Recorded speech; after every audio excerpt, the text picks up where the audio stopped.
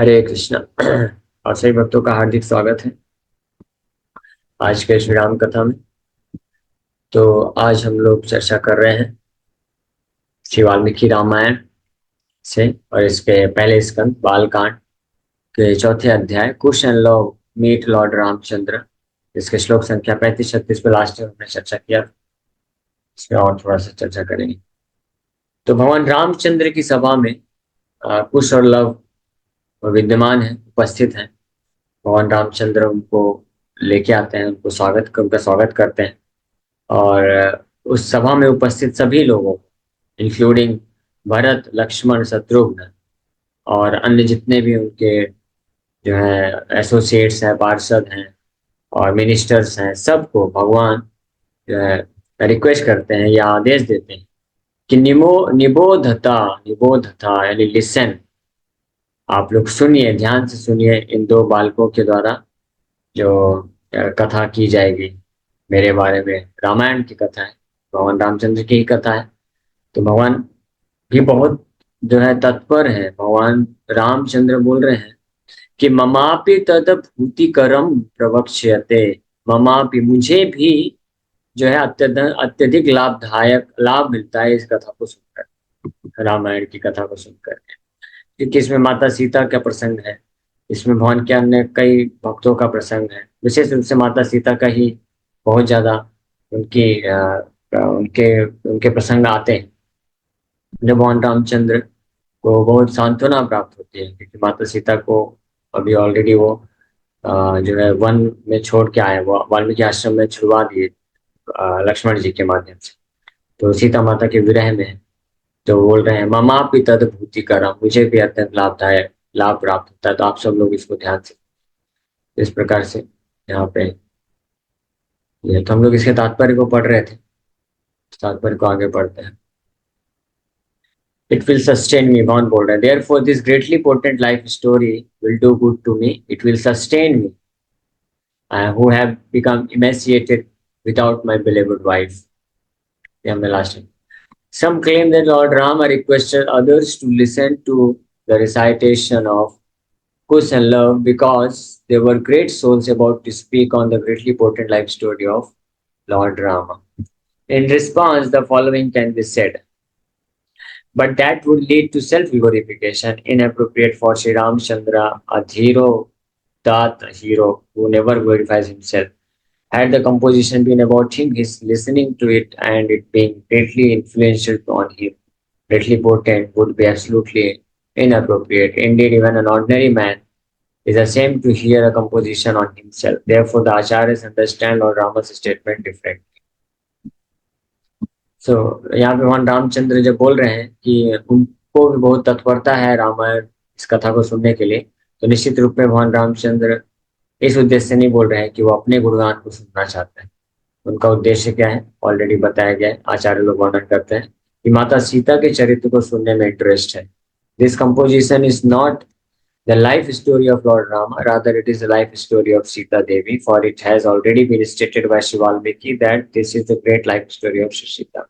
पिछले अध्याय में वाल्मीकि ऋषि जब इस रामायण ग्रंथ के बारे में बता रहे थे, तो वहां पे वर्णन करते हैं कि ये जो रामायण महाकाव्य है, नाम इसका रामायण है, लेकिन इसमें माता सीता के चरित्र का वर्णन किया गया है। इसलिए भगवान रामचंद्र भी बहुत उत्साहित है इसको सुनने के लिए। It is also acknowledged as such by Sri Parasar Bhatta, a respected authority. Even the popular saying about Bhagavata, Mahabharata, Ramayana considers the Ramayana to be about a woman. And Lord Rama certainly wanted to hear such a composition about her. Therefore, Lord Rama has said here that this is good for him, that is, it consoles him. तो ये हमने कुछ श्लोक पहले जब चर्चा किए थे तो हमने देखा था कि रामायण को, महाभारत को और भागवत को जब सुनने के लिए बताया गया, तो रामायण को बताया गया कि ये स्त्री के बारे में कथा को सुनना चाहिए, ऐसा करके कंपैरिजन किया गया। तो वहां पे भी ये पता चलता है, वाल्मीकि ऋषि बताते हैं कि वास्तव में माता सीता के बारे में। इसलिए भगवान रामचंद्र के लिए लाभदायक, क्योंकि उनको ये सांत्वना प्रदान करता है माता सीता के विरह में।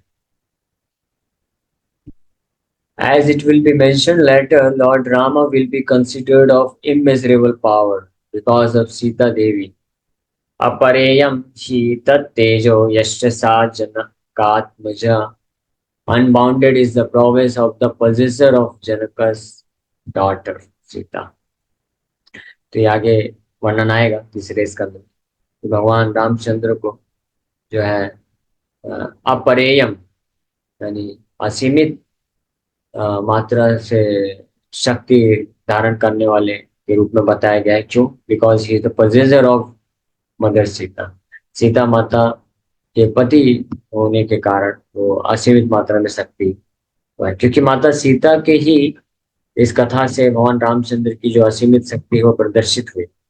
माता सीता अगर नहीं होती तो उनका अपहरण नहीं होता, तो भगवान रामचंद्र वनवास के टाइम पे भी अपनी शक्ति कैसे प्रदर्शित करते हैं। और फिर रावण का वध करने के लिए इतना सब कुछ भगवान रामचंद्र ने जो किया युद्ध कांड में, सुंदर कांड में और उसके भी पूर्व किष्किंधा कांड में, तो ये सब भगवान रामचंद्र की जो भी लीलाएं हैं, जो भी ग्लोरीज हैं, वो सब माता सीता के कारण प्रकट।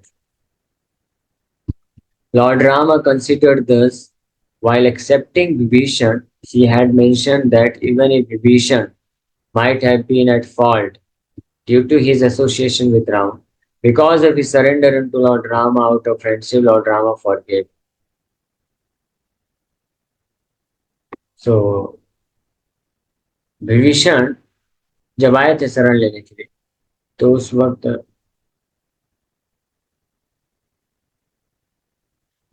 भगवान रामचंद्र ये जो है प्रतिज्ञा करते हैं, ये बोलते हैं मित्र भावेन संप्राप्तम न त्यजेयं कथंचन दोषो यदि अपि तस्य स्यात् सतामेतत् अगर्हितम्.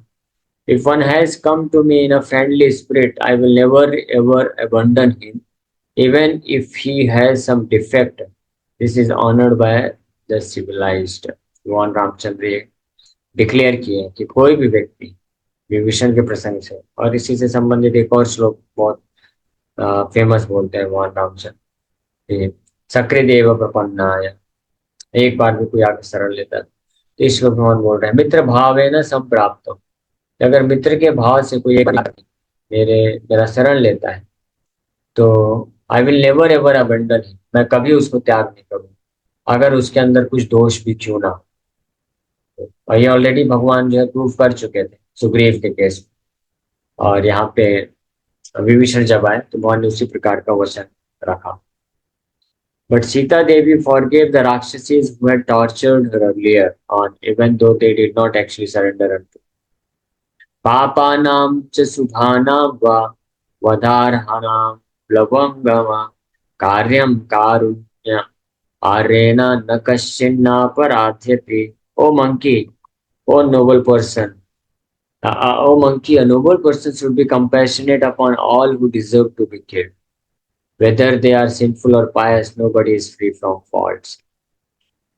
तो लेकिन भगवान रामचंद्र के बारे में ये महान गुण बताया गया कि अगर कोई कैसा भी व्यक्ति क्यों ना हो, उसके अंदर कितने भी दोष क्यों ना हो, अगर वो भगवान का आके शरण लेता है तो भगवान उसको कभी त्याग नहीं करते, उसका हमेशा भला करते हैं।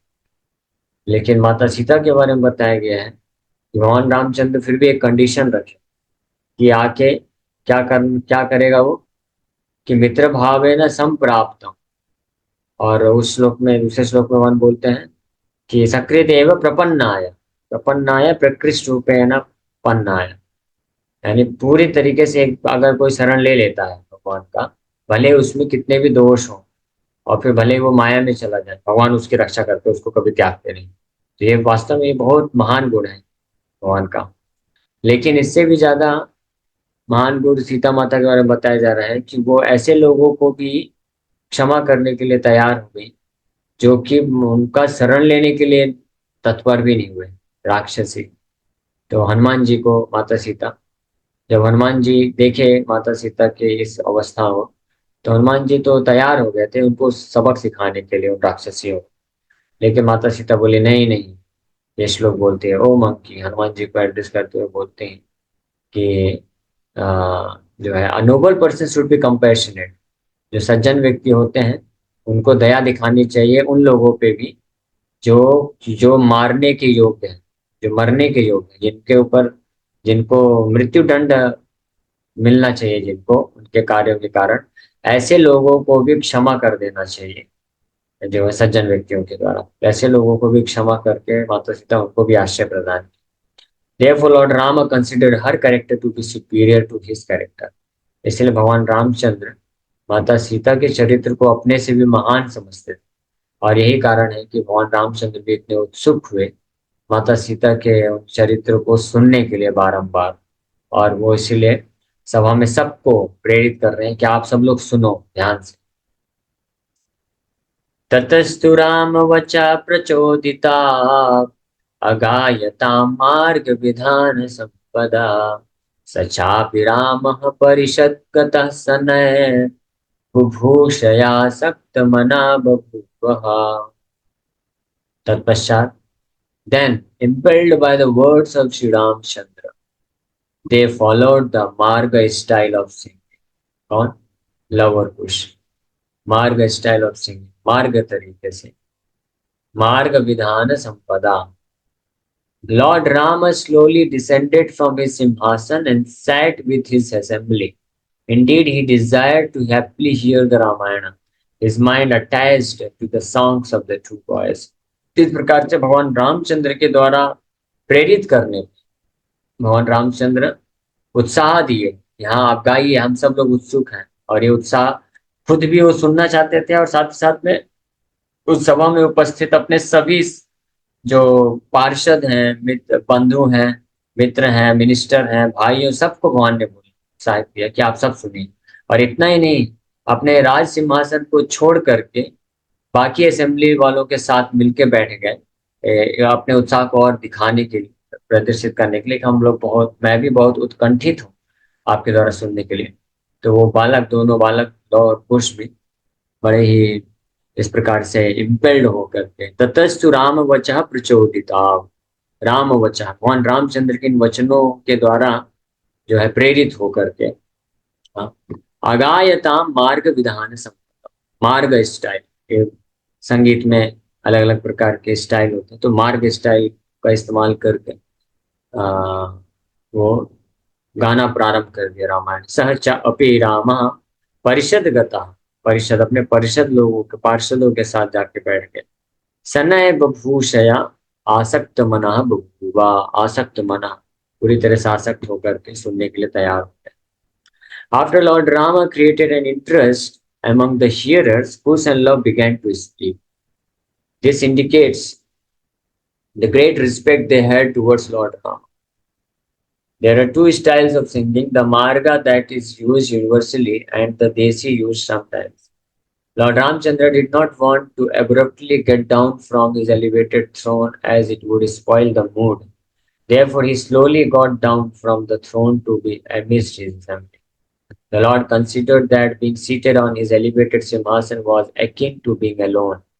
Therefore, there is a saying, Ekaha swadu na bhujita. One cannot relish the delicacy alone. Therefore, he sat amidst his assembly. Babhusha also indicates that by hearing about his beloved wife, he desired to regain his existence. तो भगवान रामचंद्र जो है सिंहासन में बैठे हैं, राजा हैं, पूरे जो अयोध्या वासियों के राजा हैं।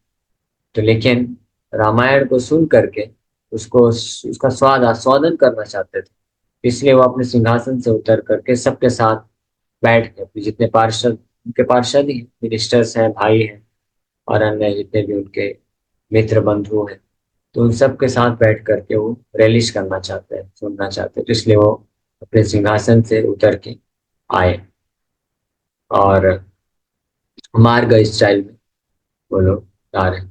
तो सच आप ही राम परिषद गता सनय, सनय मतलब धीरे धीरे, तो सिंहासन से धीरे धीरे वो उतर के आए। तो धीरे धीरे क्यों है इसका वर्णन कर रहे हैं कि अचानक से आते तो लोगों को अजीब सा लगता कि राजा के जो राजा हैं वो इस तरह से आकर के बैठ गए। तो जब गाना चालू करते हैं तो आराम आराम से धीरे से आकर अपने और साथ में सबके बैठ रहे। द ऑथर वाल्मीकि मुनि happily states that Lord Rama himself became respectfully attached to hearing the poem that was sung by his disciples. तो अटैच्ड, इसलिए यहाँ पे शब्द आया बभूषया।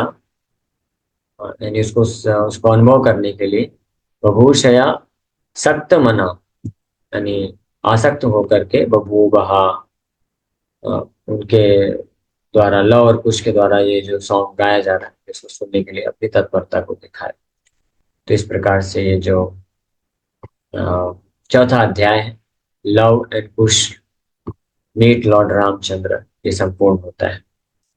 अब यहाँ तक तो अभी तक वाल्मीकि रामायण के द्वारा जो रामायण कुश और लव को सुनाया गया, और किस प्रकार से कुश और लव जा करके भगवान रामचंद्र की सभा में उपस्थित हैं, और भगवान रामचंद्र अपने सभी अ, पार्षदों, मित्र, बंधु, भाइयों के साथ बैठ करके पूरे उत्साह के साथ सुनने के लिए तैयार हैं, तत्पर हैं। और अब कुश और लव रामायण को गायन गान करना प्रारंभ करेंगे। तो अब कल से चालू होगा द सिटी ऑफ अयोध्या। तो अयोध्या नगरी का वर्णन करेंगे पहले लव कुश, और फिर धीरे धीरे पूरी रामायण को सुनाने वाले हैं। और इस रामायण को, यानी जो हम रामायण अब आगे चल के अभी जो कल से सुनने वाले हैं, तो ऐसा समझिए ये रामायण वही है जिसको लव और कुश ने भगवान रामचंद्र की सभा में सुनाया, और भगवान रामचंद्र सहित लक्ष्मण, भरत, शत्रुघ्न और अन्य जितने भी मिनिस्टर्स हैं और पार्षद हैं भगवान रामचंद्र के, सब लोग बड़े धैर्य पूर्वक, उत्साह के साथ और आस्वादन करते हुए सुने। तो आप समझ सकते हैं कि हम कितने भाग्यशाली हैं। हालांकि उस तरह के भाग्यशाली नहीं बोलेंगे, क्योंकि वहां पे तो डायरेक्ट साक्षात लव और कुश सुना रहे हैं। लेकिन जो भी है, लव और कुश के ही गाए हुए श्लोक, तो उतना नहीं तो कम से कम हम कुछ तो, मतलब ये है, सौभाग्य तो है ही है कि उस रामायण को हम सुन रहे हैं जिसको भगवान रामचंद्र ने खुद सुना है। और न केवल सुना है, बल्कि इस रामायण, वाल्मीकि कृत रामायण, लव और कुश के द्वारा जो गाया गया भगवान रामचंद्र की सभा में, इस रामायण को सुन करके भगवान रामचंद्र को भी सांत्वना प्राप्त हुई। भगवान रामचंद्र को भी आनंद की, उनके भी आनंद की वृद्धि हुई, क्योंकि इसमें माता सीता के चरित्र का बहुत ही अच्छे अद्भुत तरीके से वर्णन किया गया है, महिमा दिया गया है। तो इसलिए हम लोग बहुत भाग्यशाली हैं कि वाल्मीकि रामायण हमारे पास उपलब्ध है और हम लोग उसको पढ़ रहे हैं और उसको श्रवण कर रहे हैं। इसी के साथ एक विराम करेंगे। Thank you very much. किसी भक्त का कोई प्रश्न है तो पूछ सकते हैं। हरे कृष्ण, हरे कृष्ण, कृष्ण कृष्ण हरे हरे राम। हरे कृष्ण प्रभु जी। मैं ऐसा सोच रहा था, पहले सुना भी था, जैसे भागवतम के श्लोक भी है ना, कि प्रविष्टि करने करने के माध्यम से कथा प्रवेश करती है। हम जब नाम जप करते हैं तो नाम जप में कोई चीज जब मुंह से बोलता है, कान से सुनेगा, तब जाके उसका शुद्धिकरण होगा। लेकिन उसमें भगवान भी शुद्धिकरण कर रहे हैं नाम के माध्यम से, लेकिन उसमें व्यक्ति भी इंपॉर्टेंट है, उसके क्वालिटी के अनुसार शुद्धिकरण होगा। जब कोई कथा सुनता है तो भगवान की कथा हमारे डायरेक्टली भगवान का शब्द जा रहा है, भगवान की कथा कथा तो भगवान हृदय में प्रवेश करके हमारा सारा हृदय शुद्धिकरण करेगा, और बहुत सारी उसकी महिमा है। तो उसमें जो स्पीकर की कथा सुनते हैं, तो उसमें स्पीकर और भगवान ये दो मेन महत्वपूर्ण है। वो व्यक्ति भी है कि अटेंटिवली सुनना चाहिए, बट उसमें मेन तो स्पीकर और कृष्ण है ना, जो क्लीनिंग करने वाले, जो भी क्लीनिंग थोड़ा बोलना अच्छा नहीं लगेगा, जैसे प्रधानमंत्री बुलाए घर में, प्रधानमंत्री घर में सफाई करने के लिए आएगा? भगवान तो प्रधानमंत्री के प्रधानमंत्री है। तो ये प्रश्न है।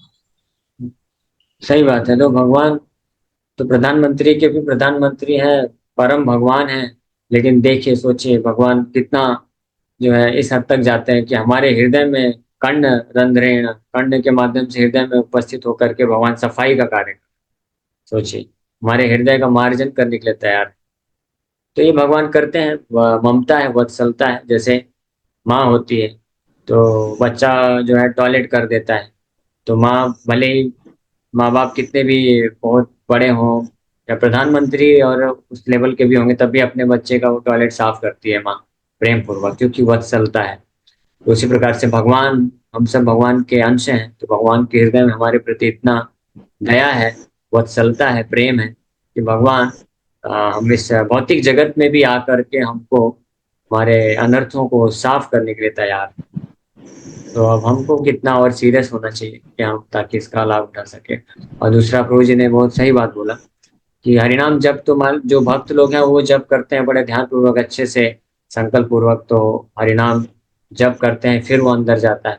लेकिन ये श्रवण, भागवत श्रवण या भगवान की कथा श्रवण इतना पावरफुल है कि अगर कोई भक्त नहीं भी है, अभी नाम जप करने के लिए उसको प्रेरणा भी नहीं मिल रही, नाम जप नहीं भी कर रहा है, लेकिन केवल चुपचाप आकर के अगर बैठ के सुनता है बस ध्यान पूर्वक, तो इसी से उसका प्रारंभ हो जाता है कार्य, हृदय का शुद्धिकरण, और वो भक्ति में एडवांसमेंट करना चालू कर देता है। और फिर धीरे धीरे जैसे शुद्धिकरण होता है, तो वो फिर निश्चित रूप में भगवान के नाम जप करने के लिए प्रेरित होता है। तो ये रिजल्ट है कि हम इससे जज कर सकते हैं कि कौन भक्त कितना ध्यान पूर्वक सुन रहा है, कितना लाभ उठाया, कितना उचित भाव में सुना।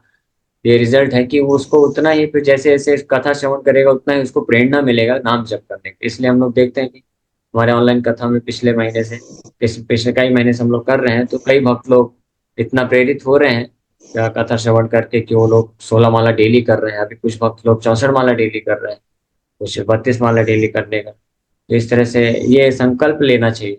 संकल्प मतलब ऐसा नहीं है कि आप कभी किसी कारणवश नहीं कर पाए तो अपराध पाप लगेगा। संकल्प मतलब आपके खुद के हित के लिए आप ऐसा विचार बना सकते हैं कि हाँ, हम अब से प्रयास करेंगे, डेली कम से कम 32 माला करेंगे। और जो ज्यादा कर सकते हैं, कुछ भक्त लोग ज्यादा 64 माला तो करते ही, वो भी कर सकते हैं। जो 16 कर रहे हैं तो 16 कम से कम करते रहिए। कभी ज्यादा करिए, 18 20 करिए, 25 करिए। जितना ज्यादा से ज्यादा नाम जप कर सके, भगवान का श्रवण कर सके, उतना लाभदायक है। और मैं एक सरल भाषा मैंने पूछा है कि जब कोई कथा सुनते हैं तो स्पीकर और कृष्ण दो ही मेन होते हैं ना, तीसरा तो उसको अटेंटिवली सुनना चाहिए, लेकिन मेन दो होते हैं ना, स्पीकर जिसकी कथा सुनते हैं और भगवान, ये दो मेन होते हैं हाँ, सही बात है। भगवान और जिनसे हम कथा सुनते हैं तो उनका भाव उचित होना चाहिए। भाव उचित मतलब भगवान के भक्त होने चाहिए, तभी हमारे हृदय को परिवर्तन कर सकता है और कुछ रिजल्ट ला सकता है। हरे कृष्ण प्रभु जी। जो प्रभु जी सुनना सफाई के बहुत बारे में अच्छा प्रभु जी लगता बोल रहे थे। हाँ कोई बीच में बोल रहा और बोल रहा कोई बीच। हाँ, बोलिए सफाई बोलिए, के आप बारे बोलिए में पहले। प्रभु जी बोल रहे थे। तो जब भक्त इस हद तक चला गया है कि भाई भगवान का वास उसके हृदय में हो गया है, तो भगवान का, उसका हृदय भगवान का घर हो गया, तो भगवान का कर्तव्य हो गया उसके हृदय की सफाई करना। तो प्रधानमंत्री क्या चाहे कोई मंत्री, जब उसका घर हो गया वहां पर, जब भक्त ने भगवान को अपने हृदय में बसा लिया है, अब उनका वास हो गया, तब उनका वास उनका घर हो गया, तो उसको साफ करना तो उनका कर्तव्य हो गया भगवान का ना। हाँ, कर्तव्य भगवान अपना मान लेते हैं।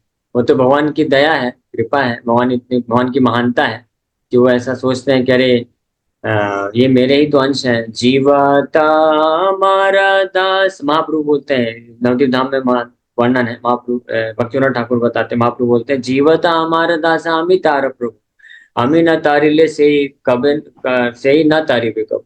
वो महाप्रभु बोलते हैं, विचार करते हैं कि जीव तो मेरा ही दास है, तो मैं उसका प्रभु हूँ, मास्टर हूँ। अगर मैं उसका उद्धार नहीं करूंगा, मैं उसको माया से नहीं निकालूंगा, तो उसका उद्धार कैसे होगा। तो इस भाव में भगवान जाते हैं। जैसे माँ होती है, छोटा बच्चा है, बेड में लेटा हुआ है, वो तो अभी 10 दिन का है, 15 20 दिन का, 1 महीने का है, तो खुद से अपना टॉयलेट साफ नहीं कर सकता है। तो माँ सोचती है कि कैसा भी हो, ये जो है रोता रहता है, दिन भर परेशान करता है, लेकिन है तो मेरा बालक ही, तो मेरा ही जिम्मेदारी है। तो वो जब अपना जिम्मेदारी लेकर के करती है, तो ये कृपा होती है ना, ये तो सेवा है। भगवान इस प्रकार से कृपा के रूप में सेवा करता है। हमारा जो भगवान के प्रति सेवा करने का जो कर्तव्य है वो अलग है, और भगवान जो हमारा सेवा करते हैं कर्तव्य मान के, वो अलग है। दोनों में अंतर है।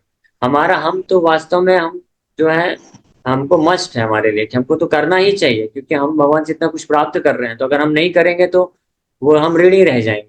लेकिन भगवान के पास ऐसा कोई ऋण नहीं है हमको हमको जो है वो करके। लेकिन भगवान कृपावश, ममता वत्सलता होने के कारण, अफेक्शन होने के कारण भगवान कर्तव्य मान के करते हैं, पाए करते हैं कार्य।